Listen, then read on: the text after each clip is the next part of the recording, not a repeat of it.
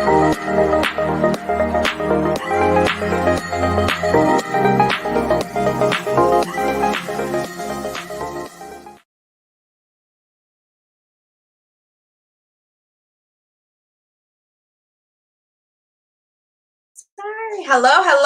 welcome. Mike has to be on for y'all to hear us. What's going on? What up, though? What up, though?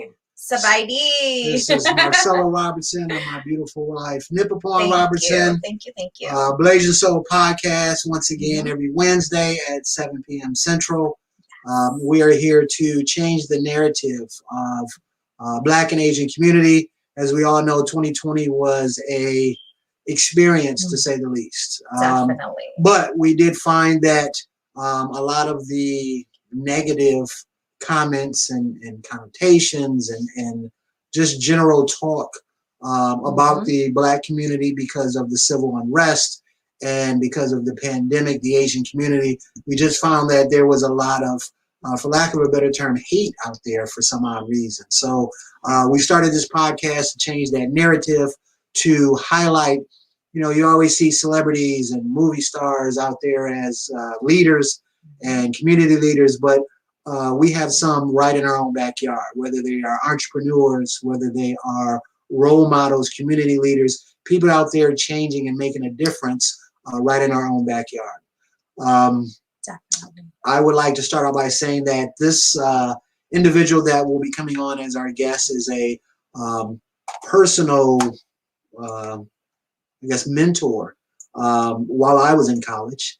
And he is one that has changed so many lives that, I felt that we had to bring him on and kind of share his story, share what he's done in the past, what he's doing now, and to kind of give praise. They say give your flowers, give your gifts now while people are around, don't wait around. So this is the perfect opportunity, I believe, to commend him for everything that he's done, for myself, for a wealth of my friends, and just for young minorities growing up, trying to go to school and trying to find out about their lives. He was instrumental in guiding a lot of us. So without further ado, I would like to welcome Professor Raymond Gant to the podcast. Thank you. Certainly, it's an honor and a privilege to be here. Thank you very much for the invitation. Without a doubt.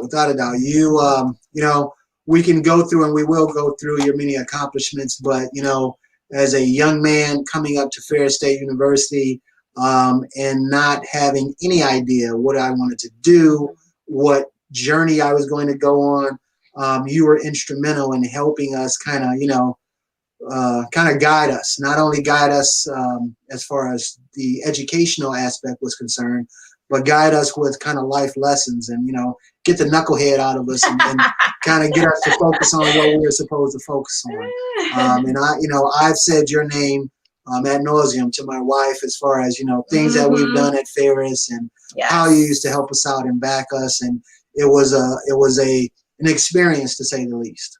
And I finally get to meet you. Thank you. It's my pleasure.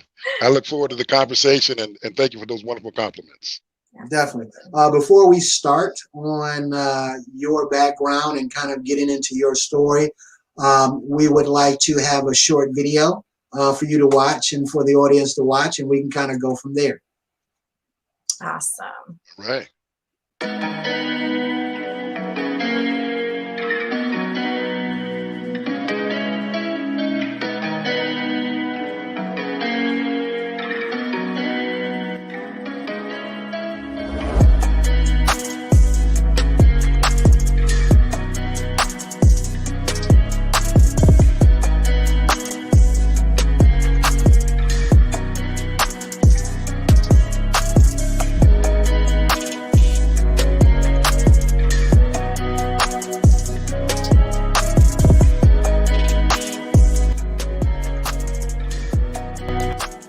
Raymond Gant, 30 years. What can I say? I met you 30 years ago. That's over half my lifetime.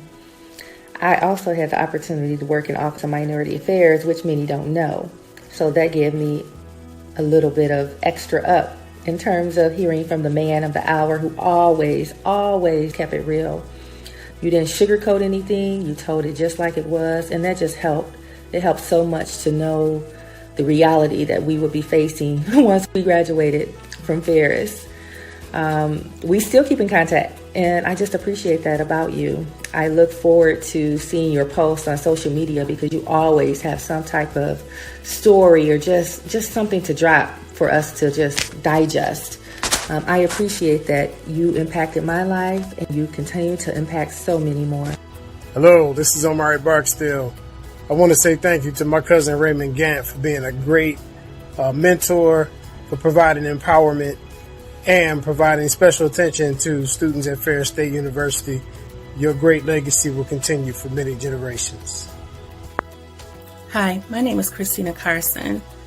From being a student at Ferris State University to my adulthood, seeing the love, dedication, passion, and loyalty that Mr. Gant showed the Office of Minority Student Affairs, as well as the students on Ferris State campus, it taught me that these are characteristics that I should exhibit in my everyday life. That way my job will never be work.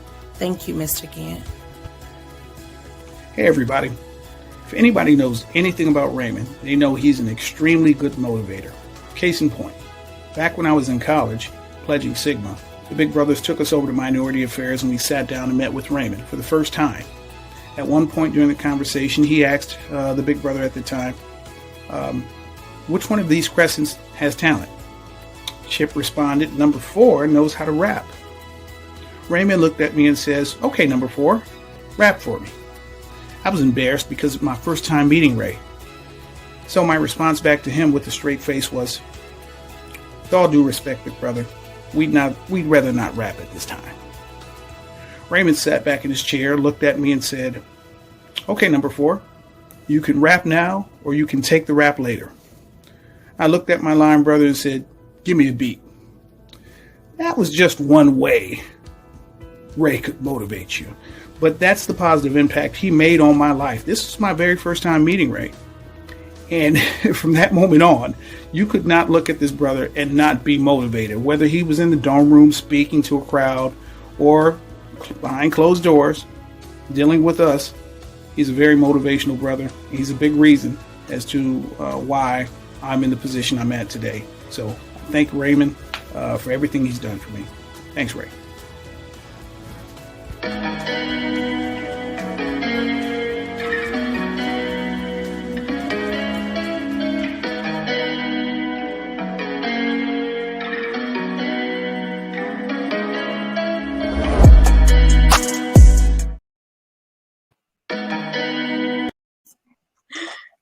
There you go. So you know, Yeah, You are loved. yeah, no doubt, no doubt. wow, that's I am so humbled by that, and just almost brought me to tears a little bit. I mean, just to see My wife those said students. she I wasn't expecting any of that at all, and it's just incredible to see the power of young people and to see how they can move and change this world. And everyone that came on, they are movers and shakers. They're doing incredible things in their life, and they're molding and shaping this world. And it's going to be better because of their leadership. And I'm so honored and humbled that they would even acknowledge me in the manner that they did. So God bless them, and thank you so much. Thank you so much.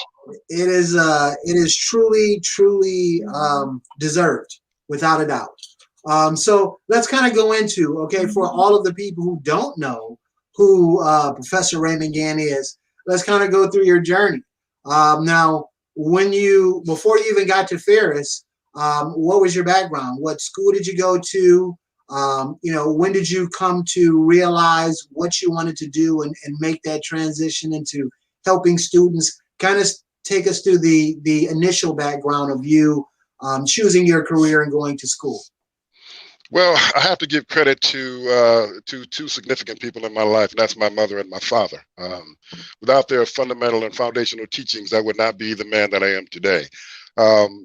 In addition to that, I had a strong family network with my uncles and my aunts and cousins and two other people in particular, my two sisters, who were just incredible motivators and just extremely sharp educators and counselors and just strategists. So I was the youngest of 3, so I couldn't help but, to focus on what the changes I had to make in people based upon what I saw within them and within my family. And so that was just, a foundational principle for me, is to know that I came from a strong lineage and I had a responsibility to carry the torch forward to the next generation. Awesome. So did you know from early on that you wanted to kind of help and motivate and mentor, or was it, let me just get into teaching because that is a noble profession? What was your thought process at that time? It's my belief that everyone has a purpose on this planet, and it's our responsibility, regardless of our age, to seek out what that purpose is. Now, you can have more than one purpose. You can have more than one. You can have multiple purposes, and they can change as you mature through life. But you have the duty to try to find out what that purpose and what those responsibilities associated with that purpose are. I knew early on that my responsibility, as Glenn said, one of my gifts was that of being able to inspire and to motivate. And I wanted to do that in a manner that would bring out the best in people. You see, I believed in young people before they believed in themselves. Mm-hmm. When they came to Ferris State University, they were lost, they were meandering, they didn't know exactly what they wanted to do. They knew they wanted to be better, but they didn't know exactly how to be better. My responsibility was to help guide them on a course that could help them realize their potential, because I saw the potential in them. I saw them as presidents, as CEOs, as entrepreneurs, as inventors. I saw them as change makers, as sociologists, as professors, as writers and authors. I saw that in them.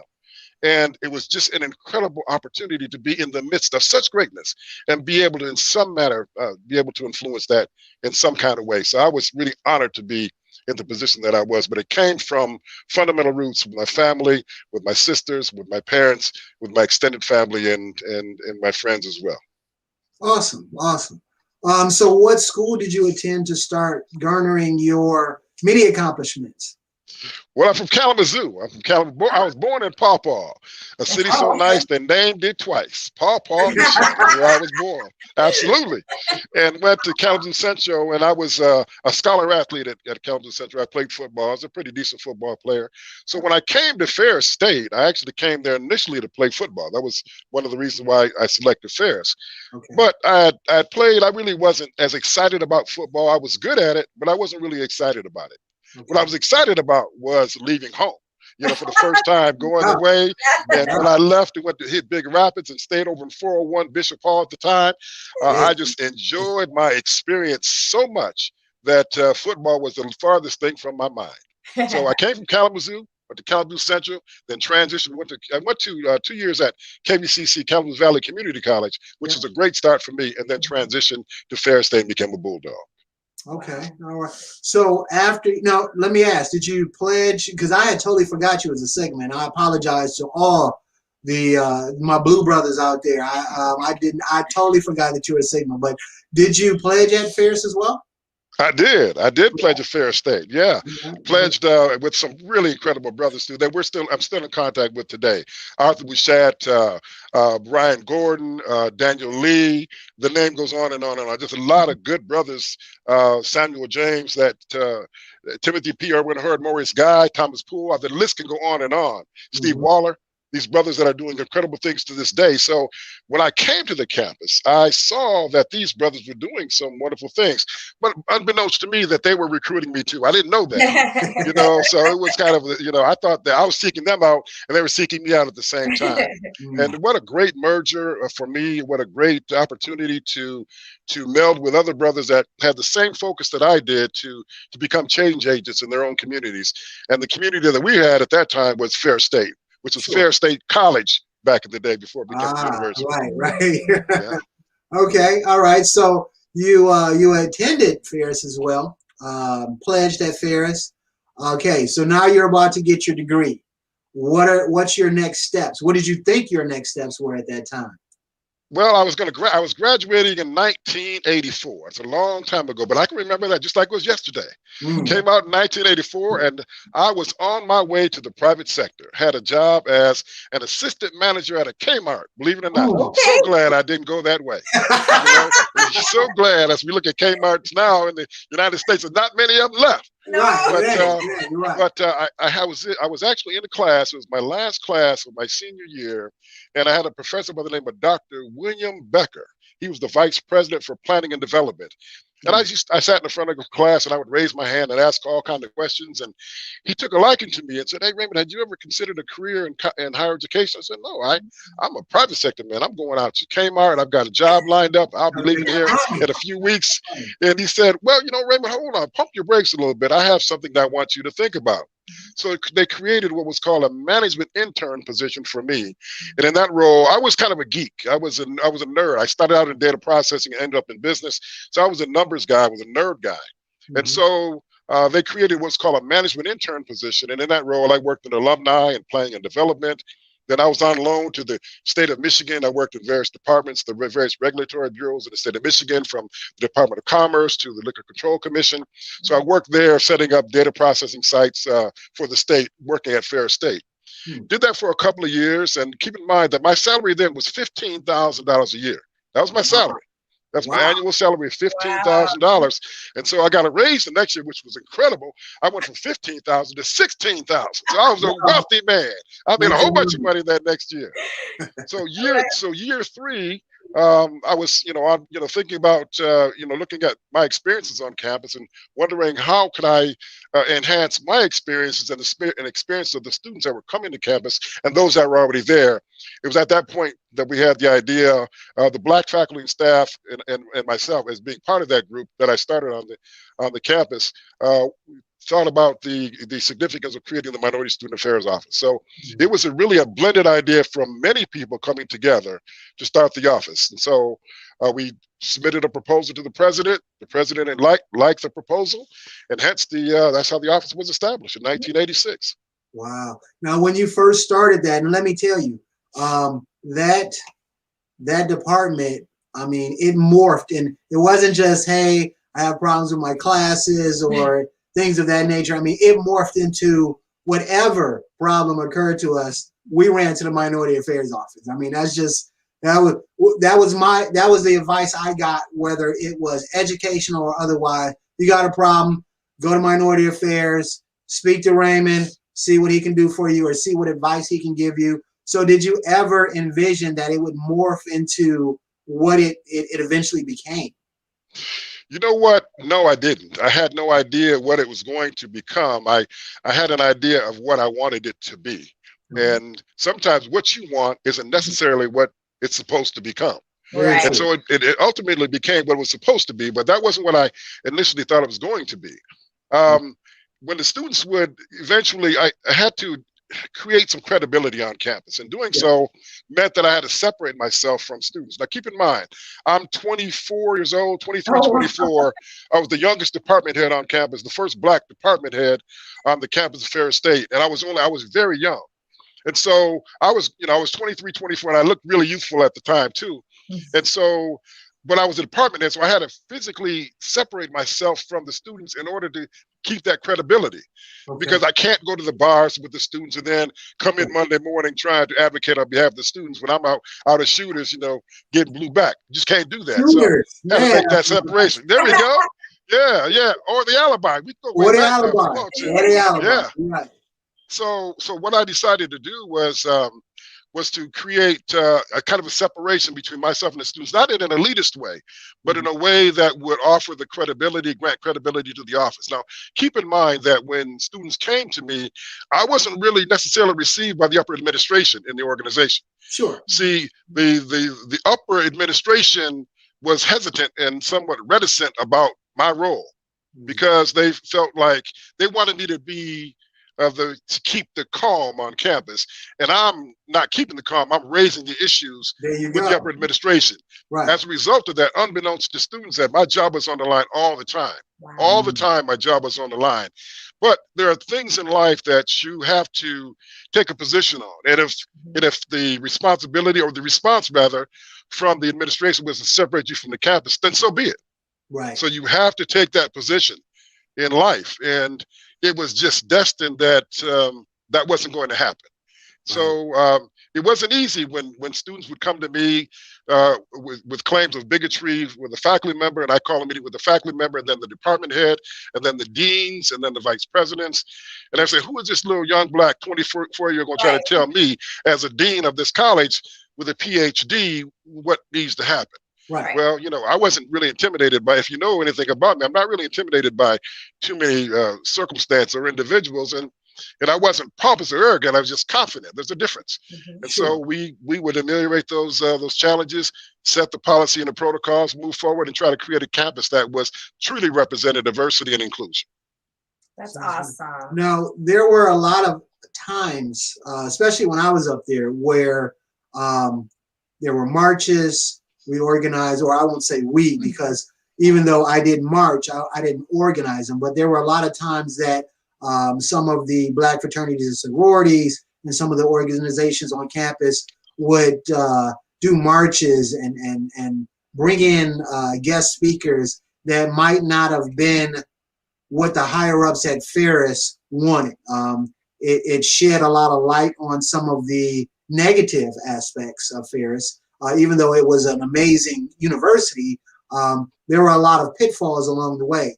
And you helping us and championing the Black students there, did that ever pose a problem, or did that ever pose kind of a division between you being part of the faculty and you also being part of the call, so to speak? Oh, yes. The short answer is yes, it did. But it's important that the university be made aware of the areas where improvement needs to take place. We can't continue on pretending as if these issues don't exist. Now, you don't just bring the issues up, you offer solutions and strategies to try to make it better. And altering the course of a ship like Ferris State is difficult. You don't just turn it on a dime. You have to make gradual moves. But King said that gradualism is a little more than escapism, and do nothingism, which leads to standstillism. So you have to be careful about being gradual as well, because there are times that you need to be a little bit more aggressive in how you make those changes. But we brought a lot of controversial speakers on campus, individuals that would make you think. And I think that's what we need. We need to have individuals on campus that are going to cause you to think, and most importantly, to remind you of how great you are. Yes. Remind you of the legacy that you came from, the foundational, in terms of the human foundation that you came from, that resonates in your mind, body, and spirit, and pulses throughout the course of your bloodstream within your body. You come from greatness. I'm just here to remind you how great you are. Right. That's all. And these speakers would help facilitate that point as well. Okay. That's okay. awesome. Yeah, we did have a lot of speakers that I was very surprised at times that we were able to get them on campus. But yeah, like I said, that was change that was vastly needed at Ferris, being up in Big Rapids, which is a little bit more secluded from the big cities. Right. So definitely, that is something that we appreciated.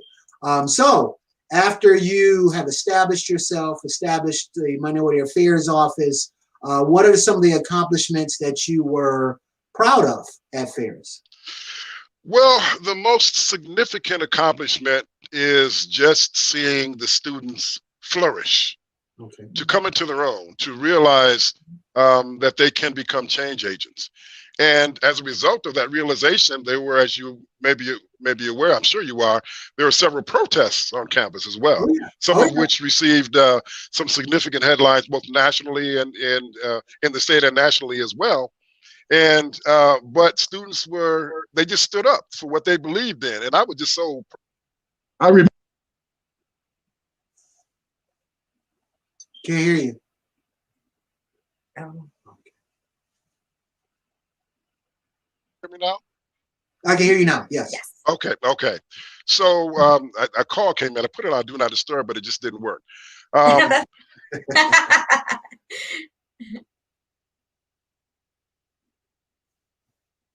Is there another call that came in? Okay. What about now? Can you hear me now? We can hear you. Okay. You can hear me and I can't hear you, but that's okay. We're going to work this out. So let me talk, because I don't need to hear myself. As long as you can hear me, we're good. Okay.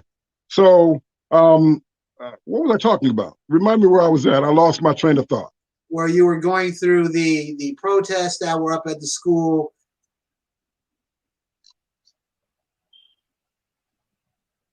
Can you hear me? Hold on a second. Okay.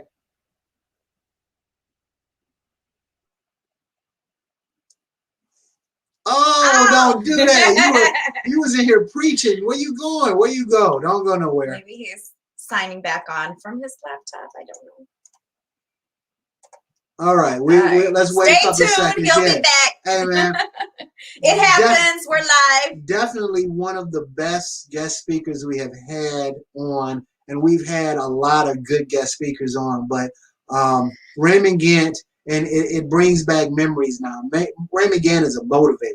Whether or not he has to have a gentle hand in getting you to where you need to go, or whether or not you need a kick in the butt. Raymond Gant was that guy, and him speaking right now reminds me of times where he was, telling me, hey man, you're smart, get your stuff together, stop doing this dumb stuff. And I know you're at college, you need to experience things, but business is business, and you got to get to business. So Raymond Gant is that guy.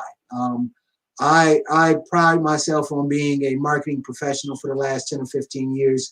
I've worked at some top 100 companies. I'm at a top 100 company right now. And I can honestly say without a doubt, it is because, at least in part, to Raymond Gant pushing that agenda as far as I'm concerned. So without a doubt, he is that guy. I'm thinking one day I might get Raymond Gant on FaceTime and let him talk two sons, two young boys, and get him on there so that he can talk to them and get them where they need to be. I think he is back. Let us check it out. Yes. For those of you who are watching, please be sure to share because he's going to drop some more nuggets on us tonight.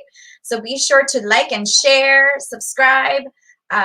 So we are good to go. I think that is Mr. Gant now, Professor. Okay. Yeah, I can hear you. All right. I apologize for that.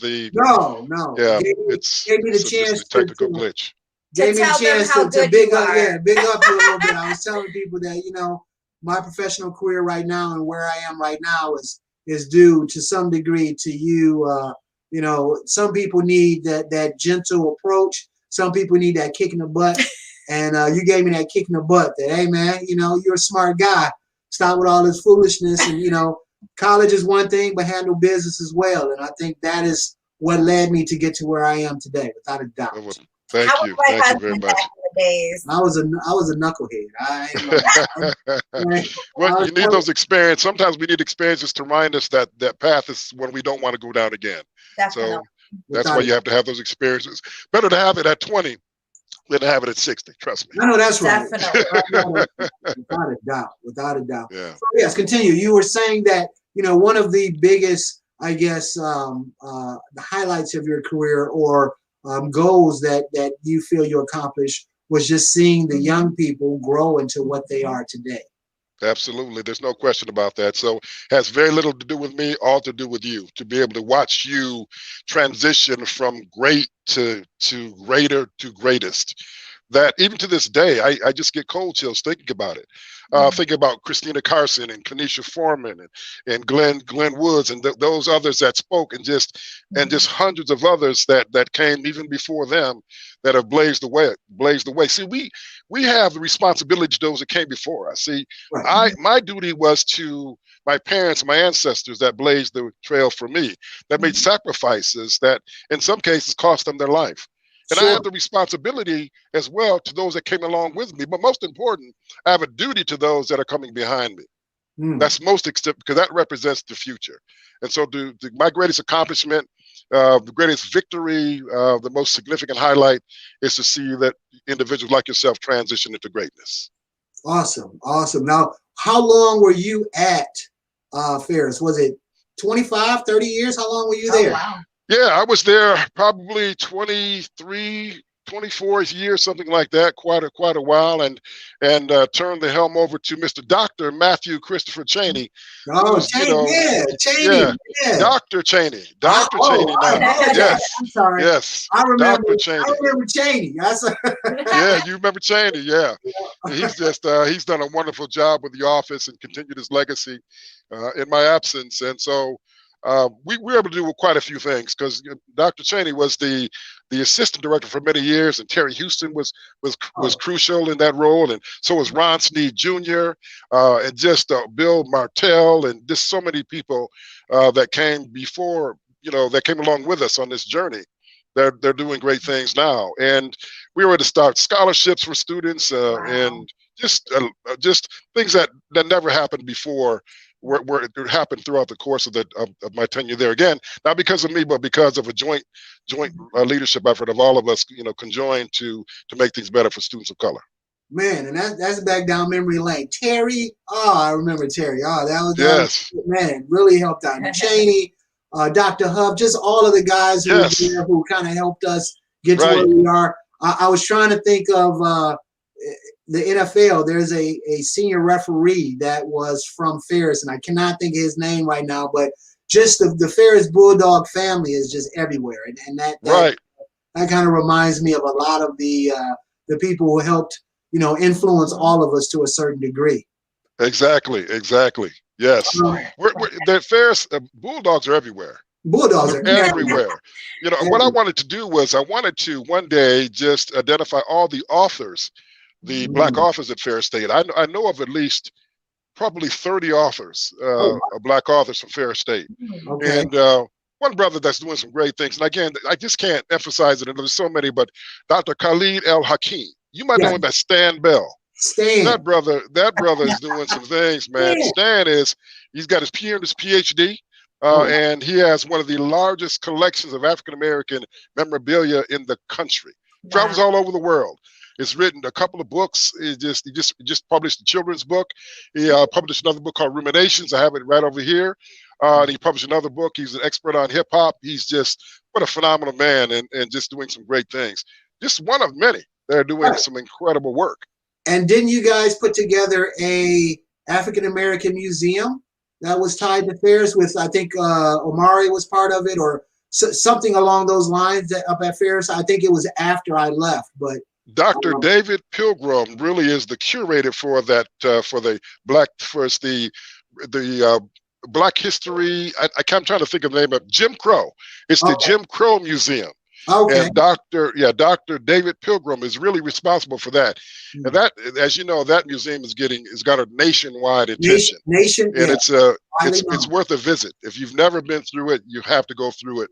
It's an emotional journey, but it's a journey that reminds you of our journey that we've taken. And then it ends with, basically putting the baton in our hands and saying, where are you going to go from here?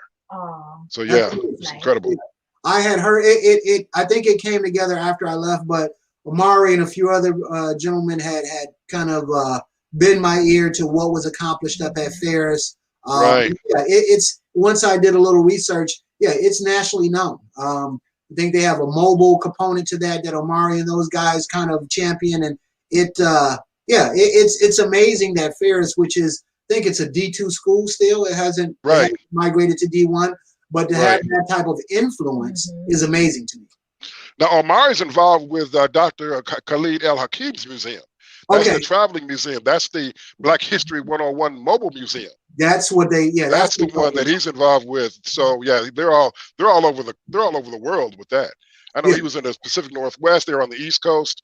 They've been down south. They've been overseas. It's just, the demand is overwhelming. And so, but I remember when they just got started. I remember when they all just got started. To be able to witness that, it feels good. It's like running around the track with the baton in your hand. Sure. You're popping off and running around that first corner, that second corner. Now on that back stretch, that back stretch when you see from the stands, that long back stretch. And then you get to hit that third corner. And then I'm running out of air. But then I'm not done yet. I'm hitting that fourth corner. And now I'm looking at the exchange zone. And in the exchange zone, I see you two. And I'm running and I'm passing that baton on to you. But see, that when you get that baton, that you have prepared yourself for the race. You got to stay in your lane. You got to put all you got into that race. You got to just exert every ounce of energy all the way around, because it's your turn to carry that baton. Like it was my turn to carry it. Now it's your turn to carry it. And you carry it around. And your day, one day will end. And you'll hit that second corner, and that third corner, and that fourth corner. And you're going to look at the exchange zone, and that's the generation behind you. And you want to make sure that you pour into that generation so that when you pass that baton off, they know exactly what to do with it. And that's what you're doing right now. You're preparing the next generation to receive the gifts that you have for them. Amazing. Amazing. Those are inspiring words, without a doubt. No matter if you were a Ferris alumni or you weren't, truly inspiring words. Okay, so after you completed your, man, that's a lifetime, 23 years. But after you completed your journey at Ferris, what was your next endeavors? So when I left Ferris, I left because I wanted to make change at another level, on a K-12 level, because I began to see the deterioration of student commitment to excellence. The students weren't as motivated as they needed to be. And I felt like I needed to go to K-12 to somehow initiate a change so that when they went to the university, they would be better prepared. Sure. So I left and went to a company called the Leona Group, and I hired on as their vice president for marketing and communication. So it was at the time one of the largest charter school companies in the country. There were just only a couple of them. I think had like 80 schools at that time, and I was the VP for marketing for the entire organization. Wow. And then that segued into a regional vice presidency. And in that role, it's a superintendent, is what it is. So I had a cadre of schools. See, I'm getting closer to the students, see. I had a cadre of schools. So now I could influence the educational direction of the schools because all the principals reported to me. So I had schools in Flint, in Saginaw, Detroit, Traverse City. I had schools in Grand Rapids. I had schools in Benton Harbor. So I had schools all over the country. I mean, all over the state, rather, and was able to influence education at that level. And I even served as a principal for a few years. When we had a principal that left suddenly, I stepped in and which I love that role too, for a few years, stepped into that principalship. And that was a wonderful experience as well. And I did that for about 11 years. Oh, and wow. after that, I retired. I retired. So well-deserved retirement, right? Yeah. Well, you know what? One thing about retires, like I remember Carlton Pearson said, "I haven't stopped dancing. I just changed partners." So I'm still doing my thing. It's just that I'm doing it in a different realm. That's all. So the influence that I'm having now is in a different community. That's all. It doesn't stop. It just shifts. It just shifts. And so now I'm doing my own thing, and it's crazy what I'm doing now because, believe it or not, what I love to do. Well, one, working with students was great. But I also love to, I'm a woodworker. Yeah. Yeah, I see your posts all the time. Yeah, I love it. I love it. I love building decks. I love making tables. I love making art. I just love doing, that piece back there on the wall, I made that piece and, all this stuff. That one back there, I made the headboards. I just love making stuff. So that's what I do. That's what I do now. And that's such an amazing transition that, for, almost 35, 40 years, you were an educator. You taught individuals and kind of shaped their reality. And then after that, you wanted to work with your hands. You wanted to, create things from a base that you're doing now. And like I said, I see your stuff all the time. It's amazing stuff. It looks like you've been doing that all your life. So I haven't been. Here's the deal: is that you have to recognize that you have many gifts. Sure. You have many gifts. We only use a fragment of the gifts that we have. You have to use every gift that you have to try to find a way to influence other people and to make lives better. Your gifts are a gift to give to somebody else. Sure. They're not for you to hoard. It's for you to use to make someone else's travels easier. That's what your gift is. And so figure out what it is. Don't sit on it. As long as you can fog up a mirror, you can make a change. As long as you're breathing, you can influence. And as long as you're alive, you can make a difference. So that's your responsibility, to go forward and to make a difference in the lives of people. And then you would influence, when it's all over, 10, 20, 30, 40, 60,000, a million people. You can do it if you believe in it and go forward with the conviction and determination that's needed to make that happen. Amazing. Definitely. Amazing. That is a truly, it's a fruitful way and full life that you've just let us know about. From your early beginnings to where you are now. First of all, retired is awesome to me because, after you've worked all your life, now you get to pick and choose Yeah. where you put your energy. That's amazing to me. That is something that we all strive for. Yes. Okay, I'm going to ask you a few questions. I always ask some. I say I throw my guest curveballs every now and then, but before I get to that, let me ask you one of the things that I don't know, that kind of piqued my interest, or I don't know, I guess I was a little sad, but a few years ago, the Rankin Center, they did away with the Rankin Center, correct? Yes. Man, that was, I don't know why, but that hurt my heart when I heard they was getting rid of the Rankin Center. What was that? Were they just changing it? Were they demolishing it? What was going on with the Rankin Center? The Rankin Center was where we all came and just, I don't want to say hung out, but all our collective minds came together, whether it was playing cards or just talking or just sitting up having a good time. This is where, everybody kind of socialized and came together as one, and it's gone now. Man.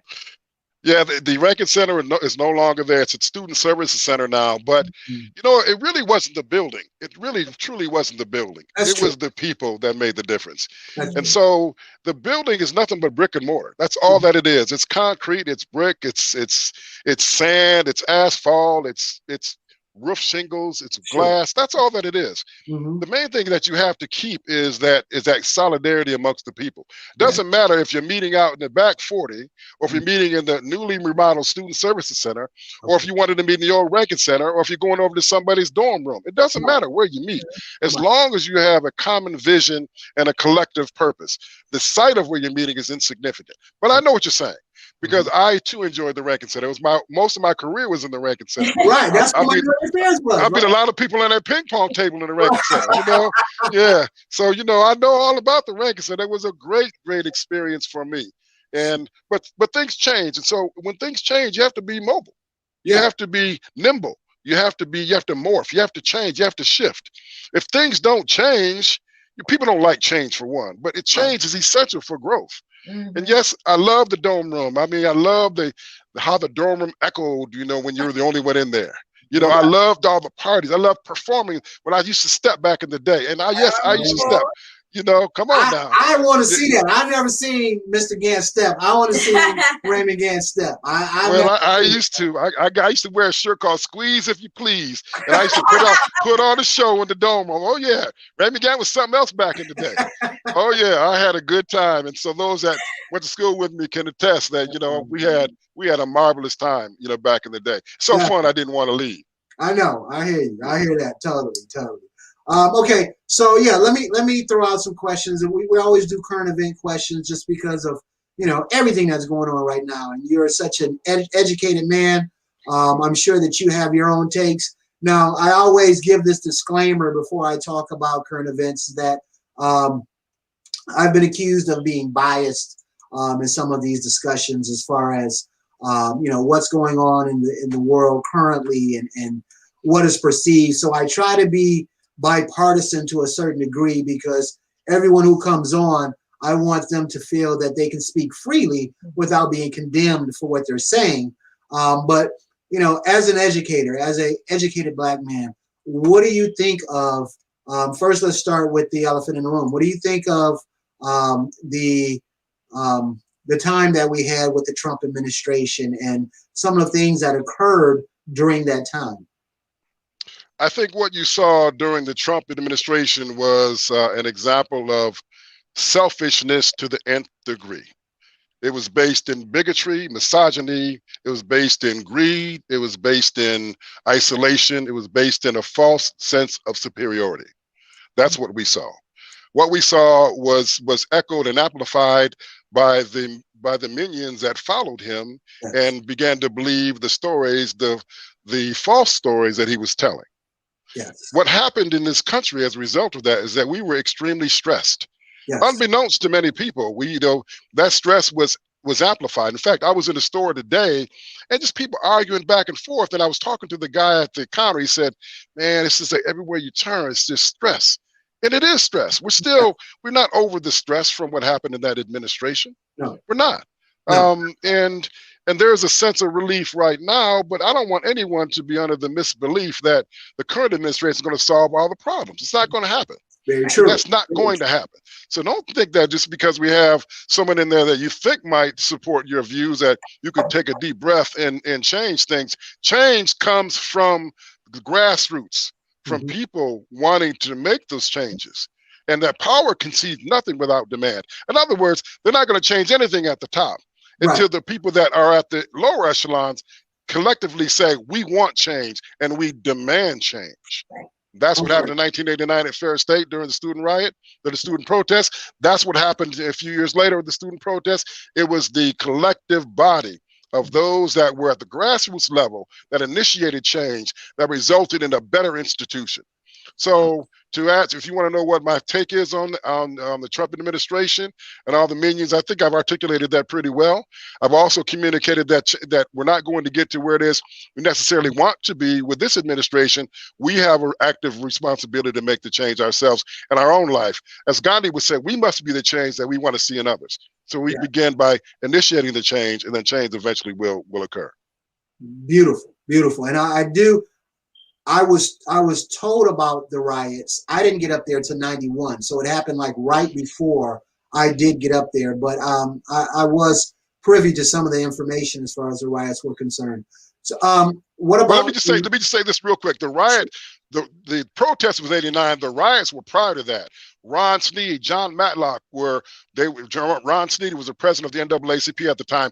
They were in the riots of 68 and 69, where they were the recipients of Molotov cocktails, where they flipped over his car, where they burned his automobile. I did hear about that. Yeah, I did. Oh yeah, yeah. That was on the campus of Ferris State when almost with 90% of the black students were all sent to jail, all incarcerated, taken down and arrested. That's right. Wow. That was before my time. So you see, they made sacrifices way before I got there. Sure. And what they had to endure was much more significant than what I had to endure.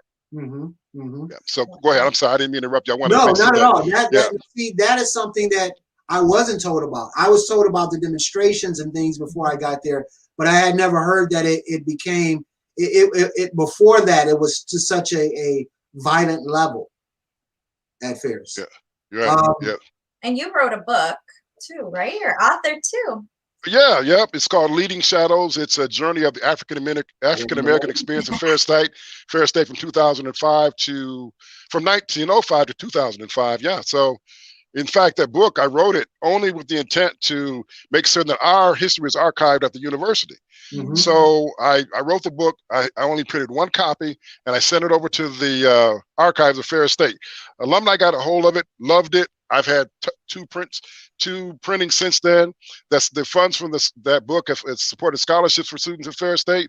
It's done very, very well. So, but that wasn't the intention. The intention was to make sure our experiences were on file at that university in the archives. So you go in the archives, that book, which is probably back there somewhere. I had it over there somewhere. Yeah.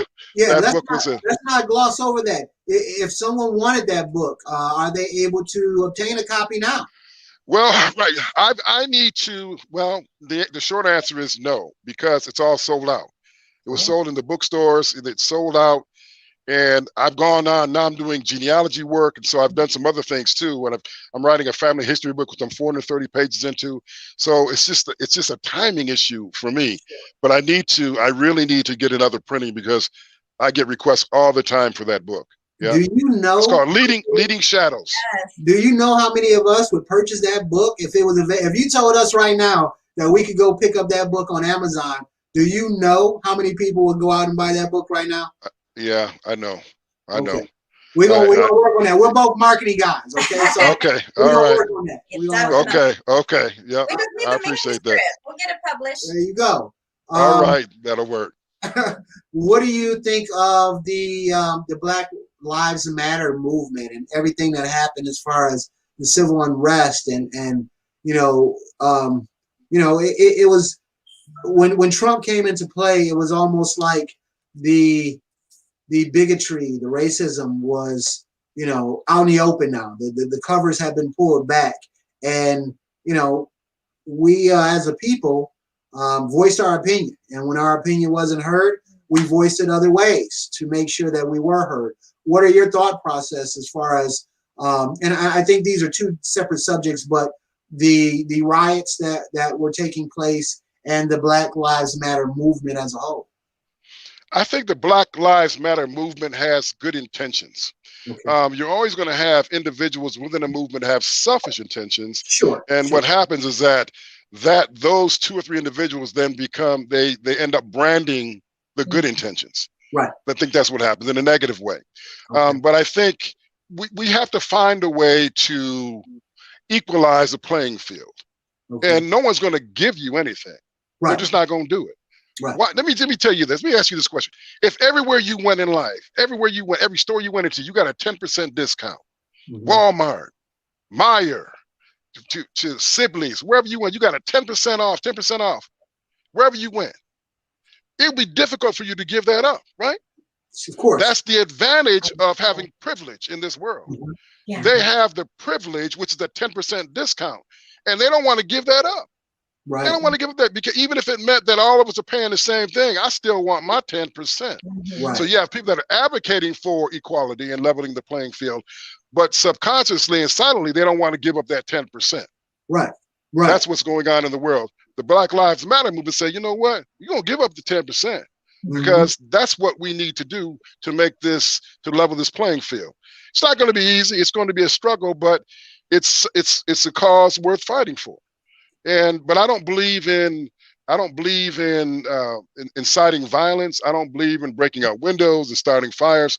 That's not what I believe in. I do believe in civil disobedience. I believe that there are some laws that should be broken. The segregation laws of the South, the Jim Crow laws of the South, which should have been broken, and I believe that they should have been.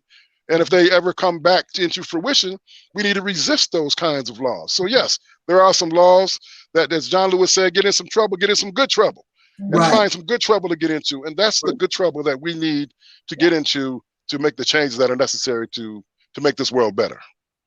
Definitely. Okay.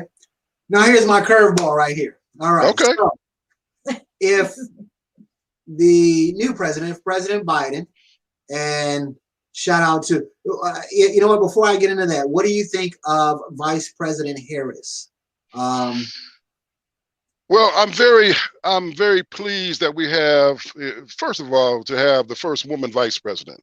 Yes. And secondly, to have a woman of color in that position speaks volumes in terms of where we've come in this country. That's an incredible growth that we're witnessing. I think that she is in the position to initiate a lot of change. And if you look at the Biden administration, which I think is where you're going with this next question, the fact that you're seeing such diversity in key appointments within his cabinet and within other committees and other departments speaks volumes to his commitment to diversity, which is not in a vacuum.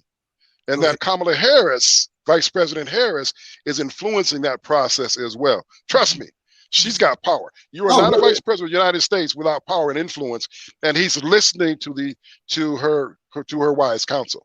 So we're seeing changes as a result of his commitment that he made during his campaign, and also her commitment that she has demonstrated throughout the course of her vice presidency as well.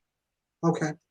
Okay. So if the president and vice president call you and say that, because of your background, because of your education, because of what you've done in your time here, we would like to put you on a panel to make positive but realistic changes as far as diversity goes, as far as the Black agenda goes. And they gave you give me your top 3 for a list that we can tackle to truly make a difference. What do you think that list would entail for you? Well, the reality is that racism is not our issue. Right. It's not our issue. That's We're true. just the recipients of the negativity associated with racism. It's not that I need to change. It's that the power structure needs to change. It's that the systems that are in place need to change. Dick Gregory once said, if you took out all the white leadership and put all Black leadership in these organizations and maintain the existing policies, it still would be a racist organization because the policies are racist. So it doesn't matter. So the policies, the practices, they have to be changed in order for us to realize the vision that Dr. King and Brother Malcolm X and others had. We have to do that. So the issue is, one, there has to be an acknowledgement that there was blatant bigotry and hatred in this country. Which they don't admit to this day. Yeah, to this day, I haven't heard it. I mean, I hear little whispers of it, but I need it. So how do you acknowledge it? Well, you know what? I'm to tell you what, I want my 40 acres and a mule, okay? Without a doubt. So if you're going to tell me that you didn't mean it, then demonstrate that. Right. So provide the economic foundation that I would need in order to get a toehold and a foothold. You see, Black folk, Asian folk, brown folk built this country, from the railroads to the White House to the government structures, to all the buildings you see, to the wealth that white folk have today. That's built on the backs of free labor. Right, without a doubt. So I'd like to recoup some of that labor and some of those resources that my family contributed to. Now we're talking. You start talking about land, you're talking about power, you're talking about influence. That's where I'm at with it. So talk all day long, but start doling out some of those dollars and some of that property. Now we're where we need to be. Right. That's real physical change. That's right. You know. That's right. Right. Okay. It's better than holding hands saying we shall overcome. Nothing wrong with that. Right. But we can overcome better when I got a few dollars in my pocket and I own the block down there now. Now, we can overcome now. Mm-hmm. So that's kind of where I'm at with it. I just think there needs to be some physical demonstration of wealth commitment to those that have been historically underserved and suppressed and oppressed. Now, a lot of people, and I've seen this recently because of the transition of power, that Biden and his camp are trying to, like you said, be very diverse in their cabinet, in their policies. And they've done a lot for the, I don't want to mess this up because I don't want to offend anybody. The LBTGQ, is that correct? LGBT, lesbian, gay, bisexual, transgendered, and queer. Okay, yes. I got it right. All right, I'm good. Yep. Okay, so there has been a lot done to champion that cause, and I've seen a lot of responses through. I mean, I'm on social media every day because of my job, so I see this all the time. That a lot of people are saying, "Well, wait." The agenda is kind of shifting now. That civil rights movement is shifting now to that community, which we do. I mean, Black folks in general are open arms to everyone. I mean, we are just a loving people. But at the same time, don't forget about the agenda that still hasn't been taken care of. Now, what would you say to that? Because it seems that is changing now. So now it almost seems like the Black community is being pitted against that community because we're like, well, before they get theirs, you know, what happened to what we deserve, what we earned thus far? We've always been put on the back burner when it comes to righting the wrongs and to establishing justice. If you look at the women's movement, for example, it's a prime example. The women's movement came on the heels of the civil rights movement, which was for the Black movement, but the women's agenda, which needed to be changed. Because women were making 40 cents on the dollar for every dollar a man was making. So we needed to change that. But the impetus of that initially was the Black movement with suppression of Black folk, denial of opportunity for people of color. But it's like the women's movement had a leapfrog over the Black agenda. Exactly. And so now we're at a point where, okay, let's remind people of the Black agenda again. Now another agenda will leapfrog over our agenda as well. Here's the deal. They're not mutually exclusive. There's room enough for all. Okay. It's not one or the other. It can be both. I believe whether it's not even about whether you believe in gay marriage or not. I believe that everyone should be treated fairly with dignity and respect. Exactly. Everyone should be given an opportunity, regardless of your orientation, and not being denied an opportunity because of who you love. Who you love is who you love. Right. And you should not be denied an opportunity for growth based upon that. That's my personal belief. Yeah. But at the same time, I've got an agenda too that I want to see fulfilled as well. Yeah. But I'm not so selfish as to think it's all about me. Right. Because when you have that all about me attitude, then you become a trumpet. And that's what happened there. It's all about him, or it's all about the wealthy elite to line those pockets more at the expense of those that are really supporting the growth and development of this country, which are those, the middle class, the working class, and the underclass. They're the ones supporting this country. Everybody. I read a statement yesterday from one of the restaurant owners here in our town that said that Black History Month was racist. What if I said, what about White History Month? Like, that's the kind of stuff that every month is White History Month. I mean, no disrespect, but yeah, we see that a lot. All the time. When you have finite time and finite energy, you are real selective as where you spend your time and your energy, right? So do I spend my time trying to refute that? No. I spend my time on pouring into the greatness that I have, to reminding people like you two, the generations come behind me, to remind you of how great you are. Not trying to convince somebody that I'm great. No, just to show you your history and take it from there. The history, the evidence will speak for itself. It's just that we are not privy to it. It's been denied us. It's been suppressed. It's been altered in the textbooks. It's been changed in the history books. And then when you begin to read about who you are and you see the greatest from which you came, you're like, man, that was me. Not only were we kings and queens in Africa, we were kings and queens in Europe. Yes. Come on now, Queen Charlotte. Yes. All right? Yes. So the Black woman, that's right. And all of her children were also part of the royalty as well. That was a Black woman. Let's not forget. She was a Moor. So my point is that we just have to remind ourselves of the greatness from which we came. And then when you realize that, you walk around not in an arrogance, but in a confidence. It's the insecure person that looks at a confident person and says that they're arrogant. Yes. Yeah, definitely. Without a doubt. Without a doubt. Words to live by. Sir, we will not hold any more of your time up. I was telling people when you had briefly went off that we've had some great speakers on here. I mean, we've had psychologists and attorneys and just a wealth of minorities that are truly community leaders and role models. And of course, I'm biased, but without a doubt, best interview we've had thus far. It ain't even close. We are, and I will throw this out there that, I have a marketing agency, outside of my 9 to 5. And one of the things that we're doing is that we're putting together a podcast network. So we're going to have different channels. We're going to have attorneys answering questions and psychologists answering questions. But don't be surprised if you get a couple of emails from me trying to get you to have your own podcast. Man, we gotta have a channel that is Raymond Gant's channel. Well, thank you. Our network, without a doubt, because that's what's I'll be delighted. I'll be delighted. Yeah, I'll be delighted. Thank you I'm so humble. I appreciate that very much, and I'll do whatever you need me to do. Trust me. What's up.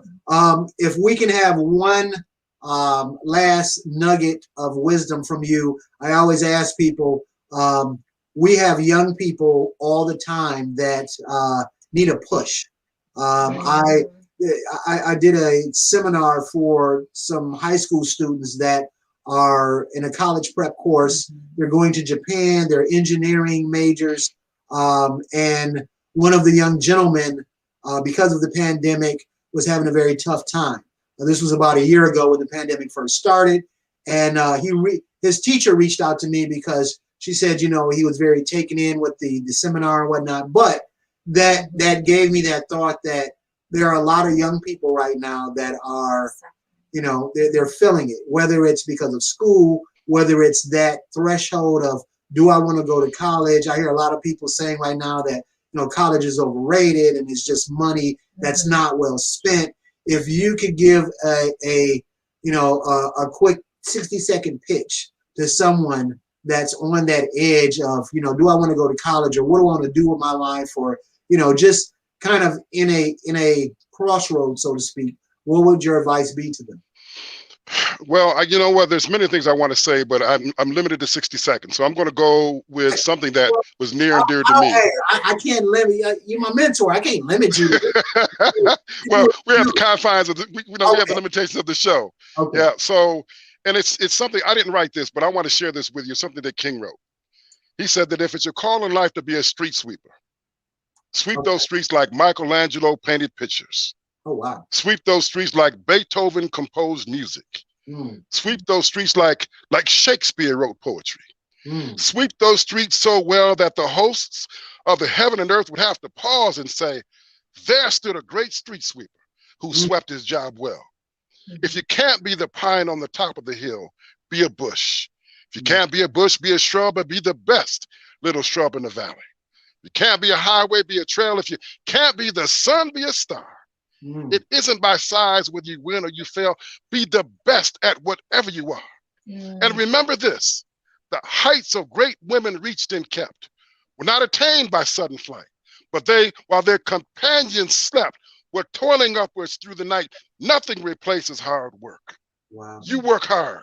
You stay focused. You seek your passion. You identify your purpose, and you go forward, and you too will make a change. Definitely. That is how we end it, because I can't say nothing after that. That's words of wisdom for everybody listening right there. Professor Gant, thank you so much. Not only for being on the podcast, but for positioning my life to where I am. I tell people all the time, I'm not rich, but wife, kids, house, good career, I'm where I should be. And I can honestly say without a doubt that is due in part to what you've instilled in me, without a doubt. Thank you. Thank you very much.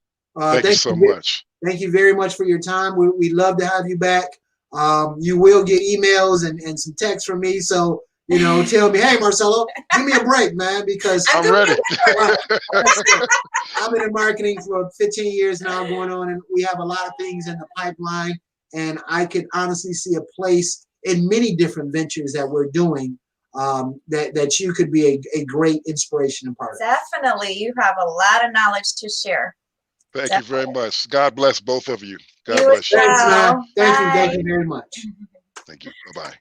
Bye-bye. All right. We should just shut it off right now. Usually I give a ending and whatnot, but man, that was inspirational to the nth degree. I mean, without a doubt in my mind. If you ain't motivated by what was just said, then man, you don't have a pulse. Okay. Stay tuned to his podcast. Man, for everybody out there who's thinking about starting a business, doing some entrepreneurship, whatever you are thinking about in the back of your head, that you're like, I might do it, I might not do it. Those words of wisdom that you just received should push you over the edge into whatever you are trying to do.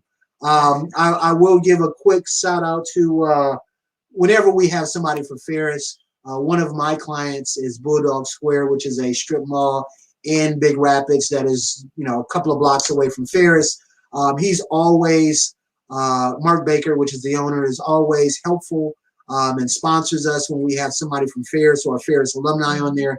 So if you guys are in Big Rapids or you're looking to, they got Enterprise over there and a slew of other companies over there that are small businesses. So if you are in Big Rapids, please, support those small businesses in the area. They support this show and sponsor this show when we have Ferris alumni on. Please like our podcast, share our podcast. We're on every Wednesday at 7 Central. Once again, the reason for this podcast is, like I said, we just got so much negativity as far as the Black community and Asian community was concerned that, I was, those who know me know that, at times I can have a temper or whatnot. And I was, at times, I was, it rubbed me the wrong way. Some of the things that I heard out there from close friends and family members, even that, the problem with the Black community is there's no role models except for athletes and movie stars, which is, or rappers, which is so far from the truth. That we come here to highlight the community leaders and the role models of the Asian and Black community. So people who do think that way can have a place where that narrative is changed, because you see people out here that's not millionaires and on TV all the time, but people that are in your own backyard. It's easy to say what can be changed and what should be done. It's a far different journey when someone spends their time and their money in their life to help others. And when we see that, we champion it and we give praise where praise is due. So please come on, check us out, share it. We got a lot of things in the work coming up. And I think that's it. You got anything to say, Sue? No, I think you pretty much summed it up. I talk too much. I know. You do. I'm just kidding. I'm a No, speaker, it's flat out. cool. He likes to talk. All right. So with that, I would say goodbye. We ran a little bit over, but you know, like I said, that's my mentor. So I can't shut my mentor up. If he wanted to talk for another hour, we'd have just had to make do with what we had to make do. But on that note, Blasian Soul Podcast signing off. We'll holler at y'all next week, Wednesday. Please tune in next week for another episode, and we'll holler at y'all. Same time, same place. Peace. Back on. Peace.